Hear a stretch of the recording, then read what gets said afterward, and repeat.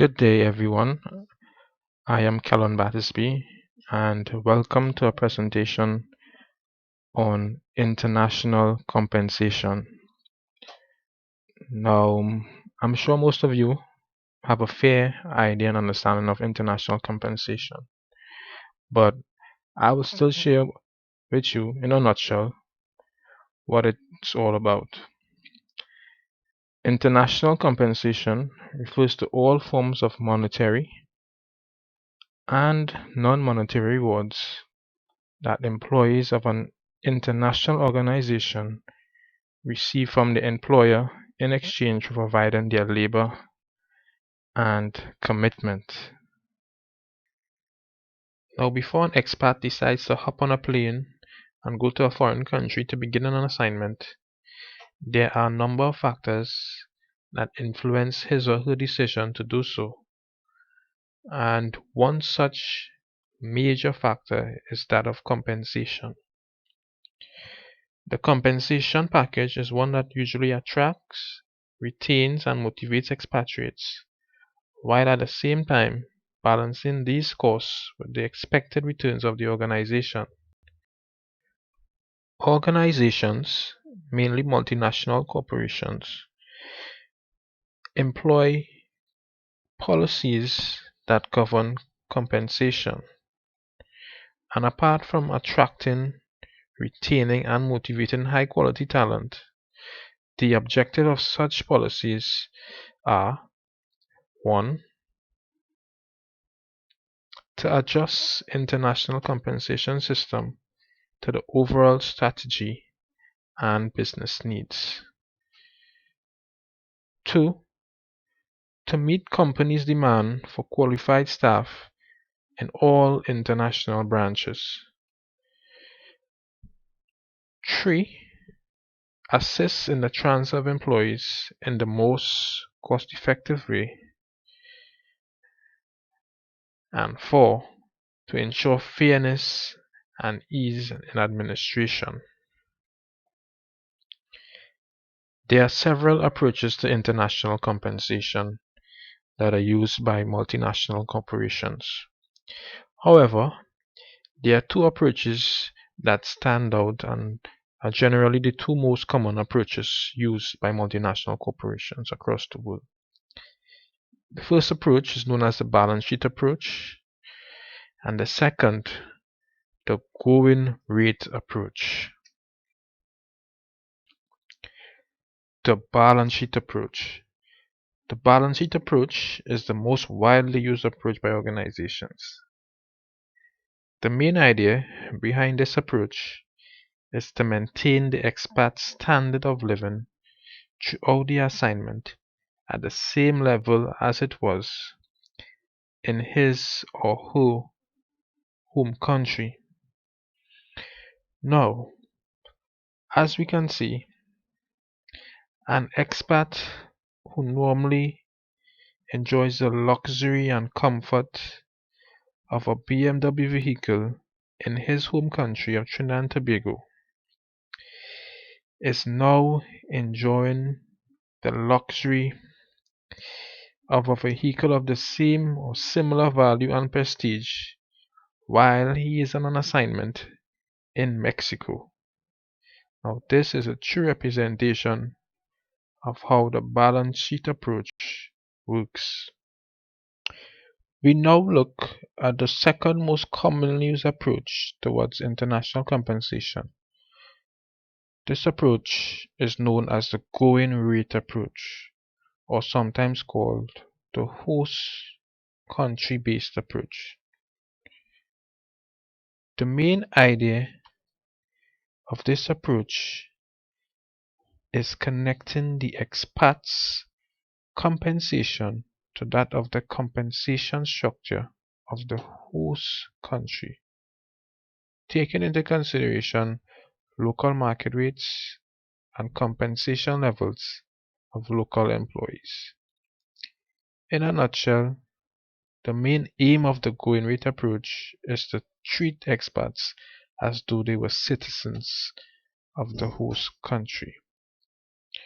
From the images, we can see that the expatriate enjoys a similar lifestyle and living conditions as the host country executive. And this, in essence, represents what the going rate approach seeks to achieve. We now examine the issue of compensation differences. It is a fact and a common practice by multinational corporations to create a substantial compensation package for parent company nationals and then create a second-rate pay package for third country nationals even if they are doing the same job.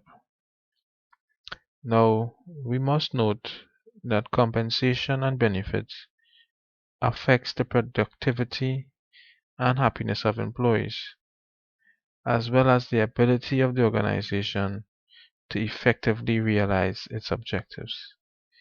Having said that, any perceived inequity and unfairness can spell big trouble for organizations. Some of the common elements of a compensation package that both parent company nationals and third country nationals enjoy are cost of living allowance, also known as COLA, and this aims to ensure that the expat enjoys the same standard of living as in his or her home country. There is also relocation expenses, education allowances, and home leave allowances. Now, on the other hand, there are some elements of the compensation that are only afforded to parent company nationals. Some of them are, for example, salary premium, and this is usually an inducement for an expat to accept a foreign assignment or is given as a compensation for any hardship caused by the transfer. There's also housing allowance, and there's also a pension plan and social security plans. And these are most times afforded to parent company nationals. Such elements of the compensation package are hardly ever afforded to third country nationals. They normally have no salary premium, infrequent housing allowance, and little to no pension and social security. Now, this disparity in compensation between parent company nationals and third country nationals leaves a very sour taste in the mouths of third country nationals, and this can open a gateway for catastrophe. Disparity in such compensation packages can lead to a host of problems. One such problem is that of the breakdown in the employee morale. Now, morale can be defined as a state of mind which involves feelings, emotions, confidence, motivation, determination, cheerfulness, and willingness to do certain actions. And the consequences of low employee morale can be quite damaging to the organization. One such thing that can occur is that negative thinking can start to develop in the minds of the third country nationals, and this will give rise to a demoralizing attitude. And this may later lead to third country nationals becoming disinterested in performing their tasks. In addition, such variations in international compensation are the cause of intense internal conflicts. When third country nationals compare their pay packages with parent company nationals and realize that they are being treated unfairly. This then creates resentment and envy on the part of third country nationals, and of course, this would affect their morale and productivity. The ultimate consequence of the differences in the pay packages of third country nationals and parent company nationals is that of reduced productivity and failed international assignments. As disparity causes low morale then creates a work environment that is unpleasant. This then makes it difficult to achieve the organization goals, and as a result, the financial performance of a company starts to dwindle and profits begin to fall. We now look at the factors that affect the benefits for expats. They include the dilemma of continuing or discontinuing expats in home country programs. It also includes the decision of social security benefits coming from host country or home country. Additionally, the option of joining expats in host country benefit programs or making up any difference in coverage. And the question of whether host country laws regarding termination affect benefit entitlement. Understanding compensation policies of other countries. Managing international compensation is a very complex and crucial activity for multinational corporations. Due to different economic systems, development levels, political factors, traditions, and culture, it is critical that multinational corporations have an in-depth knowledge about the employment and taxation laws, the social security systems, the customs, and the cost of living indices of other countries.